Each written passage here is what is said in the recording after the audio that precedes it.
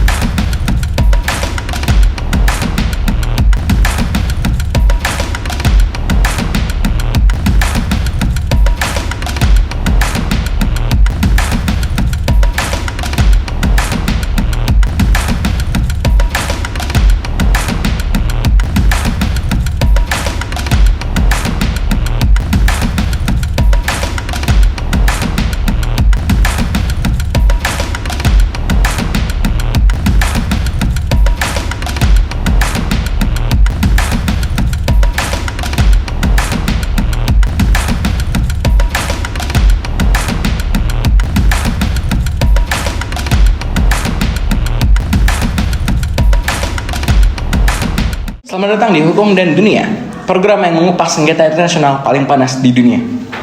Bayangkan wilayah ini, 3 pulau di tengah Teluk Guinea, Afrika Barat. Pulau terbesarnya hanya seluas 0,07 km persegi saat air pasang. Itu lebih kecil dari lapangan sepak bola. Tidak ada satupun manusia yang tinggal dan menetap di sana. Namun, dua negara berdebat selama lebih dari 5 dekade melalui 3 mediasi PBB, dan akhirnya mereka dapat membawa sengketa ini ke hadapan Mahkamah Internasional atau ICJ di Den Haag. Kenapa? Karena di bawah ketiga pulau itu dan di bawah lautan di sekitarnya tersimpan cadangan minyak dan gas yang nilainya diperkirakan mencapai triliunan dolar. Pada 19 Mei 2025, Mahkamah Internasional akhirnya menjatuhkan putusannya. Hasilnya mengejutkan banyak pihak. Yang pertama, konvensi yang diklaim Gabon sebagai perjanjian bilateral resmi dinyatakan tidak mengikat. Lalu, kedaulatan atas ketiga pulau jatuh ke tangan Equatorial Guinea. Dan seluruh nasib batas wilayah dua negara ini harus diruntut kembali dari sebuah perjanjian kolonial yang ditandatangani lebih dari 1 abad lalu. Malam ini, kita hadirkan semua pihak untuk membahasnya langsung. Dari pihak Gabon, kami menghadirkan 2 perwakilan resmi yang terlibat langsung dalam proses di Den Haag. Dari pihak Equatorial Guinea, 2 perwakilan yang membangun argumen kemenangan mereka. Kita juga ditemani 2 pakar independen, seorang ahli hukum internasional dan seorang spesialis hukum laut, serta 1 tamu istimewa, yaitu mantan perwakilan mahkamah yang bisa menjelaskan bagaimana ICJ berpikir dari dalam. 3 pulau, sejarah panjang, dan keputusan yang akan mengubah peta energi Afrika Barat. Ini adalah hukum dan dunia. Kita mulai dengan opening statement. Saya minta setiap pembicara menyampaikan pandangan dan posisi mereka. Kita mulai dari pihak Gabon.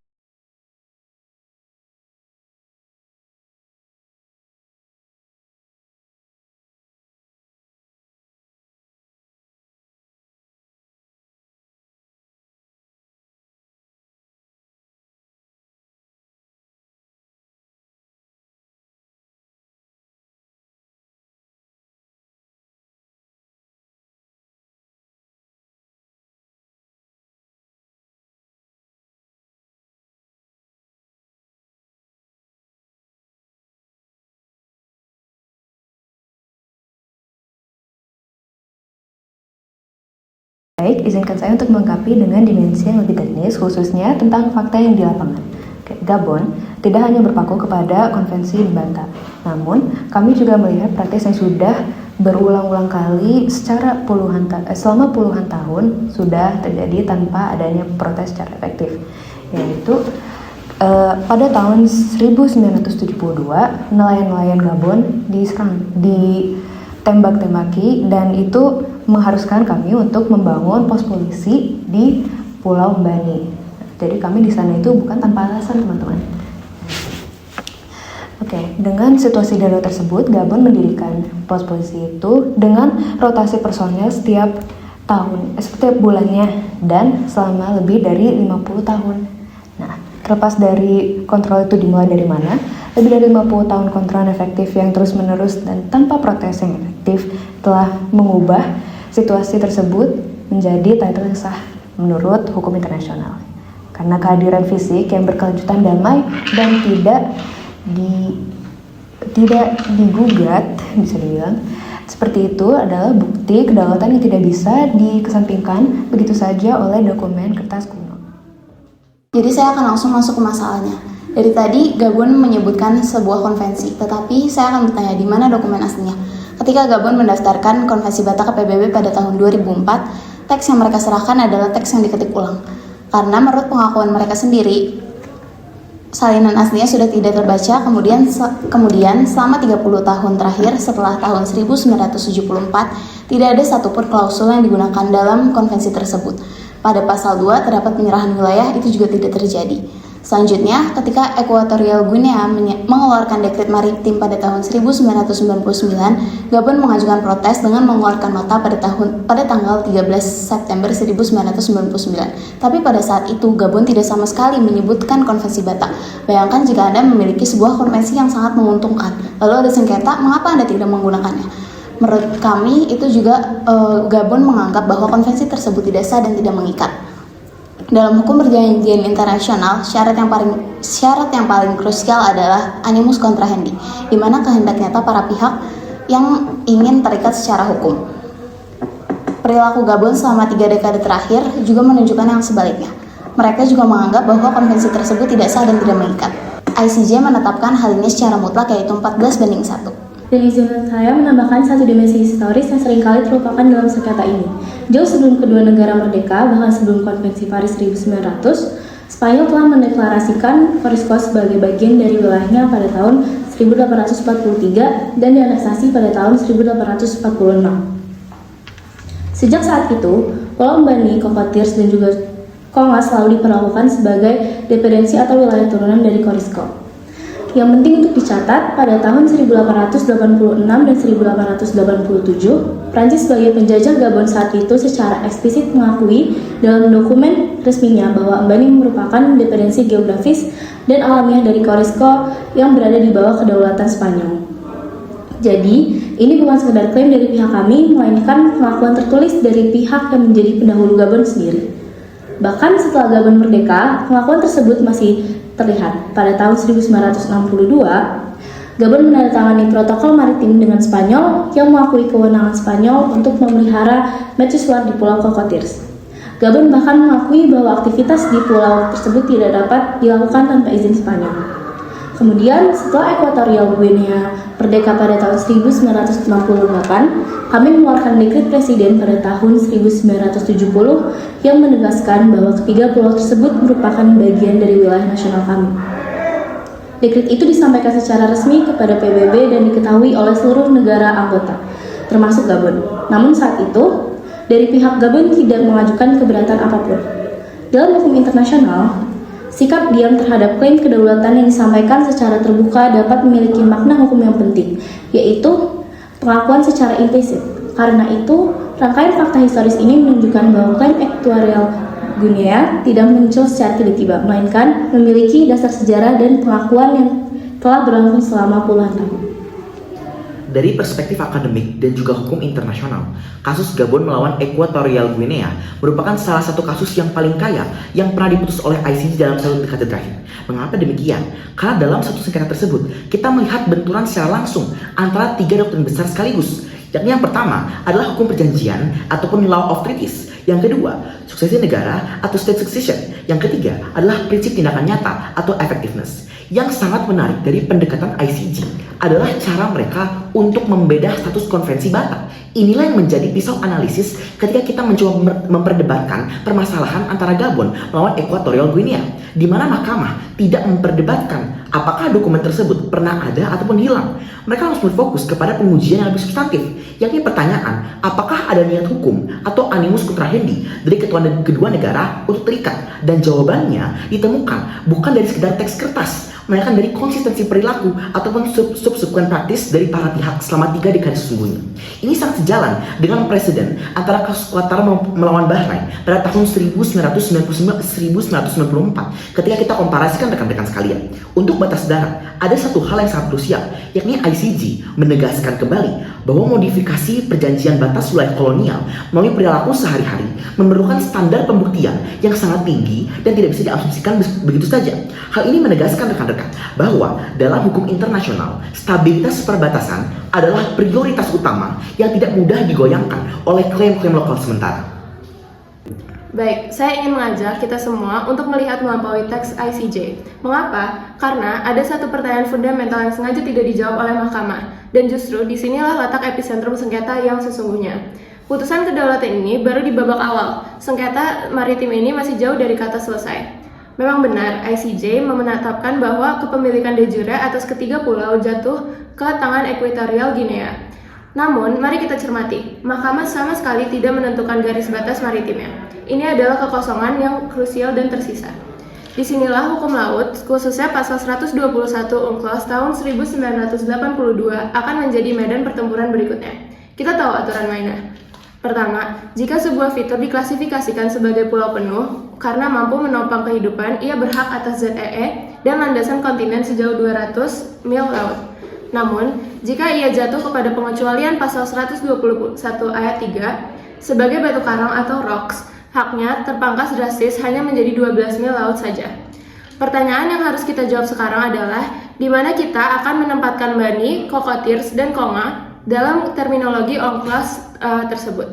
Jika Ekuatorial Guinea berhasil mempertahankan status ketiganya sebagai pulau penuh, memproyeksi ZEE mereka akan meluas secara masif dan otomatis mengunci kawasan kaya minyak di Teluk Guinea. Sebaliknya, jika Gabon berhasil membuktikan bahwa ketiganya hanyalah batu karang, dampaknya terhadap batas minyak akan sangat minimal. Jadi, esensi dari kelanjutan sengketa ini bukan sekadar status kepemilikan wilayah, melainkan pertempuran yurisdiksi maritim yang bernilai triliunan dolar. Sebagai seseorang yang memahami dinamika dari dalam mahkamah, saya ingin menjelaskan mengapa putusan ini dikonstruksikan sedemikian rupa. Pertama, kita harus melihat faktor mandat. Kedua negara datang ke Den Haag membawa Special Agreement, kesepakatan khusus tahun 2016. Dalam dokumen itu, mereka hanya meminta ICJ untuk menentukan apakah instrumen hukum yang diajukan masing-masing pihak memiliki kekuatan hukum yang berlaku. Mereka tidak meminta mahkamah untuk menggambar garis koordinat perbatasan yang baru. ICJ sangat patuh pada batas mandat ini karena yurisdiksi mahkamah sepenuhnya berbasis kepada konsensus para pihak. Kedua, soal objektivitas putusan. Putusan 14/1 dalam menolak kedudukan konvensi Bata bukan berarti mahkamah anti terhadap perjanjian bilateral negara Afrika. Mahkamah justru mengambil pendekatan yang paling aman dan objektif, menguji tindakan nyata pasca perjanjian. Ketika sebuah negara mengklaim memiliki perjanjian batasan tetapi membiarkan negara lain membuat dekret perbatasan yang bertentangan tanpa protes, hukum internasional tidak bisa mengabaikan fakta kelalaian tersebut. Putusan ini adalah fondasi hukum pembuka, bukan garis akhir. Babak delimitasi yang sesungguhnya baru saja dimulai. Terima kasih untuk opening statement yang sangat tajam dari seluruh pihak. Sekarang kita akan masuk ke diskusi terbuka. Saya ingin mulai dengan pertanyaan langsung ke pihak Gabon. ICJ memutuskan dengan angka mutlak 14/1 bahwa konvensi Bata ini tidak mengikat. Satu-satunya hakim yang mendukung posisi Gabon hanyalah hakim ad hoc yang Anda tunjuk. Artinya, seluruh hakim independen dunia menolak argumen dari negara Anda. Bagaimana Gabon merespons kekalahan mutlak dalam poin ini? Kami sebenarnya tetap menghormati keputusan ICJ. Karena itulah konsekuensi logis dari komitmen kami terhadap hukum internasional. Namun, menghormati putusan itu tidak sama dengan setuju tanpa catatan akademik. Perlu kami garis bawahi bahwa ICJ tidak pernah menyatakan bahwa konvensi Bata itu fiktif atau tidak pernah ada. Mahkamah bahkan bekerja dengan asumsi bahwa dokumen tersebut memang ditandatangani pada tahun 1974. Yang mereka persoalkan adalah absennya bukti niat karena nggak ada implementasi dari negara kami selama 30 tahun. Namun di sini ada kondisi sosiologis politik yang dilewatkan, yaitu Ekuatorial Guinea di bawah rezim Mathias Nguema pada tahun 1970 itu berada dalam kondisi domestik yang sangat tidak stabil dan tertutup. Bagaimana bisa kita mengimplementasikan perjanjian perbatasan yang rumit jika situasi politik tetangga kita itu tidak memungkinkan untuk operasi bilateral? Absennya implementasi itu bukan karena kami tidak berniat, tetapi karena situasi di lapangan tidak memungkinkan kita. Saya justru melihat ada kontradiksi besar dalam posisi Gabon. Pihak Gabon berulang kali menyatakan bahwa Konvensi Bata merupakan dasar hukum utama klaim mereka atas pulau-pulau yang disengketakan. Namun jika itu benar, mengapa dokumen tersebut seolah menghilang selama puluhan tahun? Rezim Mathias Nguema berakhir pada tahun 1979. Setelah itu, hubungan kedua negara kembali normal dan berbagai perundingan mengenal perbatasan terus dilakukan. Gabon memiliki banyak kesempatan untuk mengajukan konvensi Bata sebagai dasar klaimnya, tetapi faktanya hal itu tidak dilakukan. Pertanyaannya sederhana, jika sebuah dokumen benar-benar sah, mengikat dan menentukan kedaulatan suatu wilayah, mengapa negara yang mengandalkannya justru tidak menggunakannya ketika kesempatan itu ada? Bukankah lebih masuk akal untuk menyimpulkan bahwa bahkan Gabon sendiri selama bertahun-tahun tidak menganggap Konvensi Bata sebagai dasar hukum yang dapat dipertahankan, karena pada akhirnya yang membuat kami ragu bukan hanya isi dokumen tersebut, melainkan perilaku Gabon sendiri yang selama lebih dari 2 dekade tidak pernah bertindak seolah-olah dokumen itu benar-benar ada dan berlaku. Mari kita bawa ini ke pandangan ahli hukum internasional. Di sini ada doktrin penting bernama estopel, yaitu prinsip hukum yang mencegah suatu pihak menyatakan hal yang bertentangan dengan apa yang dinyatakan sebelumnya. Gabon mengklaim Equatorial Guinea tidak konsisten. Equatorial Guinea mengklaim Gabon lah yang diam saat momen krusial pada Nota Press 1999. Menurut analisis Anda, siapa yang sebenarnya terjerat doktrin estopel di sini? Tepat sekali. Ini adalah poin perdebatan yang sangat menarik dalam persidangan kemarin rekan-rekan. Pun kami juga memahami eksistensi dari doktrin estopel. Faktanya, kedua negara mencoba untuk saling melemparkan argumen estopel. Namun, jika kita membedah putusan mahkamah, ternyata ICJ justru sengaja untuk menghindari penggunaan doktrin estopel untuk menyelesaikan sengketa ini. Mengapa demikian?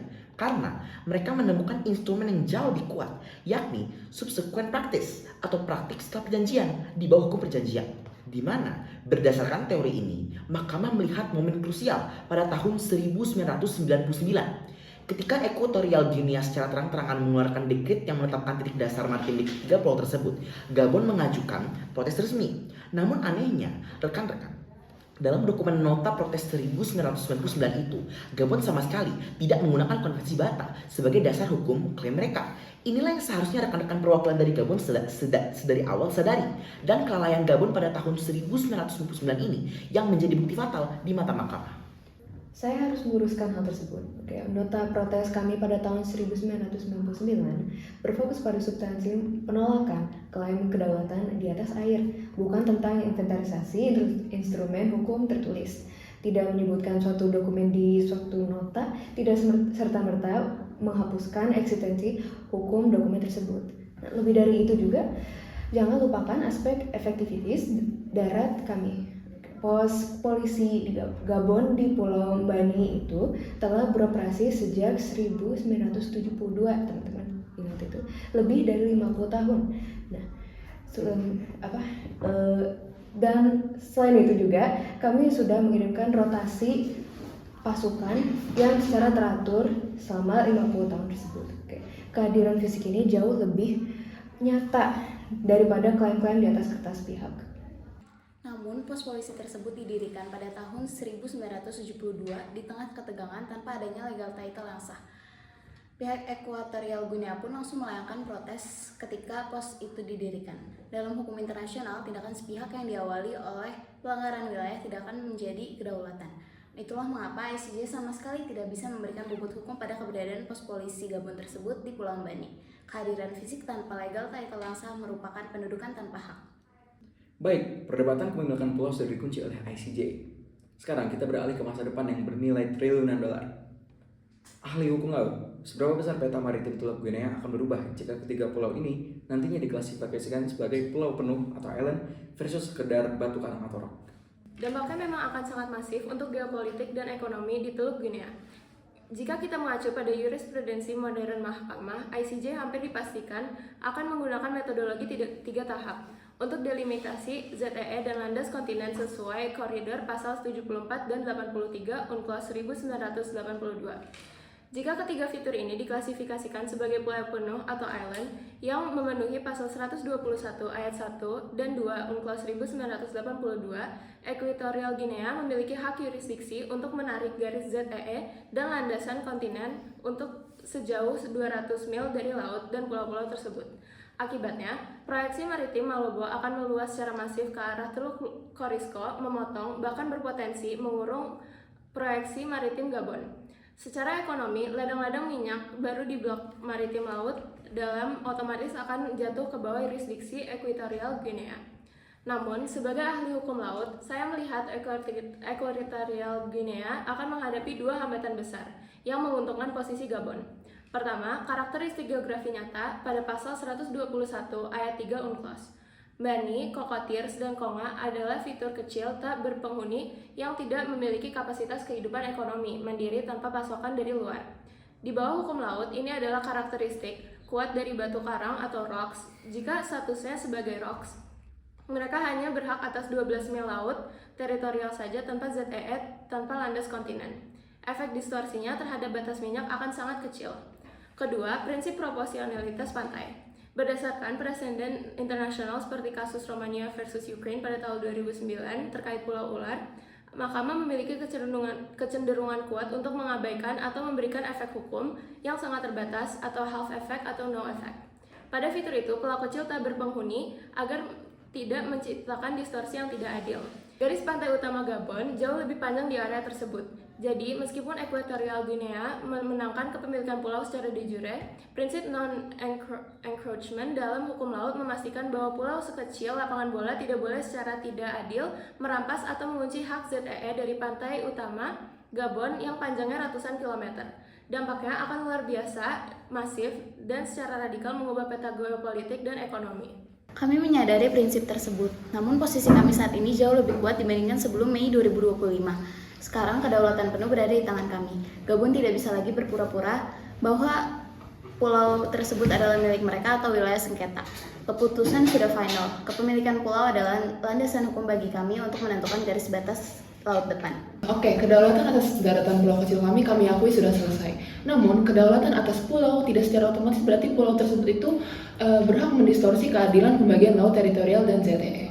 Prinsip non-encroachment atau tidak saling mengunci akses wilayah laut satu sama lain itu harus ditegakkan.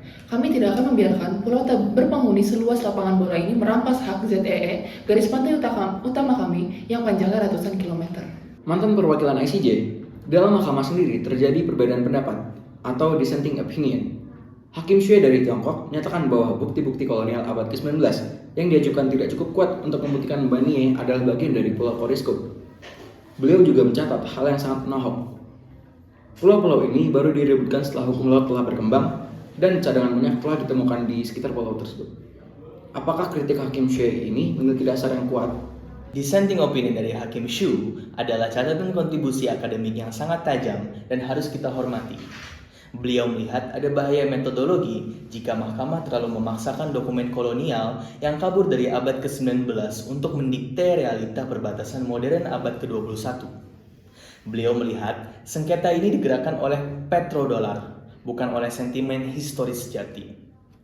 Namun, mayoritas hukum mahkamah 13/2 memilih untuk setia pada asas kepastian hukum internasional, yaitu continuous and uncontested display of authority.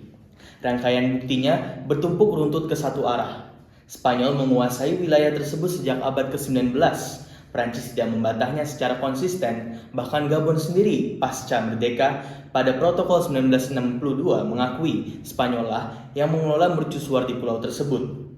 Mahkamah di sini bertugas menerapkan hukum yang berlaku, lex lata, bukan menciptakan hukum baru berdasarkan motif ekonomi para pihak.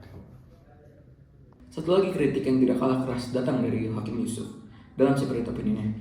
Beliau mengkritik bahwa ICJ masih menggunakan instrumen hukum kolonial kuno abad ke-19 seperti konsep Ius Publicum Europaeum yang pada masanya diciptakan untuk melegitimasi penjajahan atas benua Afrika.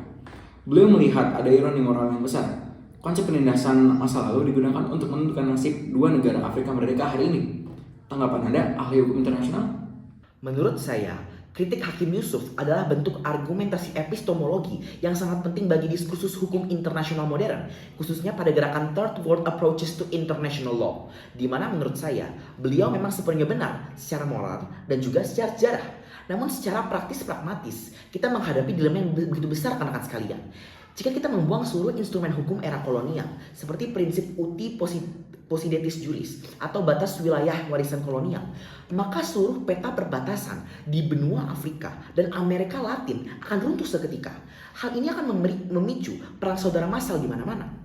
Pesan terdalam dari Hakim Yusuf sebenarnya adalah sebuah seruan aksi bagi kita semua, di mana negara-negara berkembang, termasuk blok Afrika, tidak boleh lagi hanya menjadi konsumen pasif dari norma hukum internasional yang diciptakan oleh kekuatan Barat di masa lalu. Kita harus aktif untuk mengkodifikasikan norma-norma baru yang lebih adil melalui traktat multilateral modern. Sebelum saya menutup program malam ini, saya meminta satu kalimat penutup atau langkah konkret ke depan dari masing-masing pihak. Kita mulai berurutan dari Anda, perwakilan Gabon. Gabon berkomitmen penuh untuk mematuhi hukum internasional dan siap duduk bersama Ekuatorial Guinea untuk memulai negosiasi maritim dengan semangat persaudaraan Afrika. Kami akan mengawal ketat proses delimitasi maritim ke depan dengan memastikan prinsip keadilan, proporsionalitas pantai berdasarkan UNCLOS dijalankan seadil-adilnya. Ekuatorial Guinea menyambut kemenangan ini dengan terbuka dan siap negosiasi atas dasar penghormatan mutlak terhadap kedaulatan wilayah kami yang telah disahkan oleh ICJ. Lalu, langkah teknis kami selanjutnya adalah mendaftarkan koordinasi resmi titik dasar pulau kami ke PBB sebagai basis klaim maritim kami yang sah. Menurut saya, kasus ini adalah pelajaran berharga dan seharusnya menjadi renungan kita bersama ketika kita kontekstualisasikan dengan hukum internasional. Bahwasanya, tindakan diam diplomasi atau acquiescence dan kelalaian sekecil apapun di masa lalu memiliki konsekuensi hukum yang sangat mahal di masa depan. Mata dunia kini tertuju pada status pulau tersebut, Islands or Rocks. Di sanalah kunci utama pembagian triliunan dolar cadangan minyak di Teluk Guinea. Putusan ini telah menyediakan fondasi hukum yang bersih. Saran saya kepada kedua pihak, gunakan fondasi ini untuk membangun Joint Development Zone, pengelolaan bersama sumber daya di kawasan tumpang tindih, daripada menghabiskan 1 dekade lagi dalam litigasi yang hasilnya tidak pernah sepenuhnya dapat diprediksi. Luar biasa. Dari diskusi kita malam ini, ada 3 kesimpulan besar yang bisa kita ambil. Yang pertama, Konvensi Batal 1974 dinyatakan gugur dan tidak mengikat oleh ICJ dengan suara mutlak 14 berbanding 1. Bukan karena dokumennya fiktif, melainkan karena absennya implementasi selama 30 tahun membuktikan tidak adanya niat hukum terikat. Yang kedua, kedaulatan atas Pulau Mbani, Cocotiers, dan Koma secara final jatuh ke tangan Ekuatorial Guinea sebagai ahli waris sah dari legal title kolonial Spanyol yang didukung dengan tindakan administrasi nyata. Dan yang terakhir, pertempuran sejati belum berakhir. Garis batas laut yang mengunci triliunan dolar cadangan energi belum digambar, dan pemaknaan teknis atas karakteristik pulau tersebut akan menjadi babak penentu berikutnya. 3 pulau kecil tak berpenghuni, mungkin setahun lalu tidak banyak dari kita yang tahu namanya. Namun malam ini kita belajar bahwa dalam hukum internasional, ukuran fisik tidak pernah menentukan bobot hukum. Dan sejarah kolonial yang tertulis berabad-abad lalu, nyata adanya masih menentukan nasib dan kekayaan suatu bangsa di abad modern ini. Saya selaku Wawas pamit undur diri. Terima kasih atas perhatian Anda. Sampai jumpa dalam edisi berikutnya di Hukum dan Dunia. Selamat malam.